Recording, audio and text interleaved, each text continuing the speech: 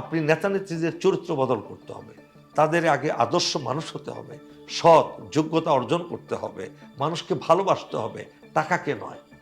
আপনি যারা টাকাকে ভালোবাসে, তারা অর্থবিত্তকে ভালোবাসে, ছেলে মেয়েদেরকে বিদেশে পড়াচ্ছে, জনগণের টাকা দিয়ে লুটপাট করেছে, মামলার শিকার হয়েছে, দুর্নীতি দমন কমিশনে যারা মামলা দিয়েছে, এই সমস্ত লোক যদি আবার এই দেশের নেতৃত্বে আসে, সেই অন্ধকারই থেকে যাবে। সুতরাং এই ডক্টর ইউনূসকে অন্তত পক্ষে কয়েকটা বছর সময় দেওয়া উচিত এবং তাকে সহযোগিতা করা উচিত সকল পলিটিক্যাল পার্টির। এই দেশটা ডক্টর ইউনূস যা উপহার দিতে পারবেন, কোনো পলিটিক্যাল পার্টি সেটা উপহার দিতে পারবে না। এখন যদি বলে গণতন্ত্র গণতন্ত্র, তা আপনি তো এরশাদের সময় 9 বছর তো গণতন্ত্রহীন অবস্থায় ছিলেন, হাসিনার সময় তো 17 বছর আপনি গণতন্ত্রহীন অবস্থায় ছিলেন।